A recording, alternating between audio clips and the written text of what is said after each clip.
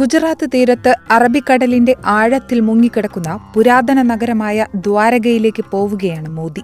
കൃഷ്ണന് സമർപ്പിക്കാൻ മയിൽപീലികളുമായാണ് പ്രധാനമന്ത്രി കടലിനടിയിലേക്ക് പോകുന്നത്. ഹോൾഡ്. സമയത്തിനും കാലത്തിനും അതീതമായ ഭക്തിയാണ് കടലിനടിയിൽ അനുഭവപ്പെട്ടതെന്ന് കുറിച്ചുകൊണ്ട് പ്രധാനമന്ത്രിയുടെ എക്സ് അക്കൗണ്ടിലാണ് ദൃശ്യങ്ങൾ പോസ്റ്റ് ചെയ്തിട്ടുള്ളത്. ശ്രീകൃഷ്ണന്റെ നഗരമായാണ് ദ്വാരക പുരാണങ്ങളിൽ പറയപ്പെടുന്നത്. കൃഷ്ണന്റെ മരണത്തോടെ ദ്വാരക കടലെടുത്തുപോയി എന്നാണ് ഐതിഹ്യം. അറബിക്കടലിൽ മുങ്ങിപ്പോയ ഈ നഗരം സ്ഥിതി ചെയ്തിരുന്നതായി പറയപ്പെടുന്ന സ്ഥലത്താണ് മോദി ഇപ്പോൾ പൂജ നടത്താൻ പോയത്. ഹോൾഡ്. ആത്മീയവും ചരിത്രവും സംഗമിക്കുന്നിടത്ത് വെള്ളത്തിനടിയിലെ ദ്വാരക ദർശനം. ഓരോ നിമിഷവും ഭഗവാൻ ശ്രീകൃഷ്ണന്റെ നിത്യസാന്നിധ്യം പ്രതിധ്വനിക്കുന്ന ദിവ്യമായ രാഗം പോലെയാണത്, പോസ്റ്റിൽ പറയുന്നു. നാവികസേനയുടെ മുങ്ങൽ വിദഗ്ധരോടൊപ്പമാണ് പ്രധാനമന്ത്രി അറബിക്കടലിൽ സ്കൂബ ഡൈവ് ചെയ്തത്.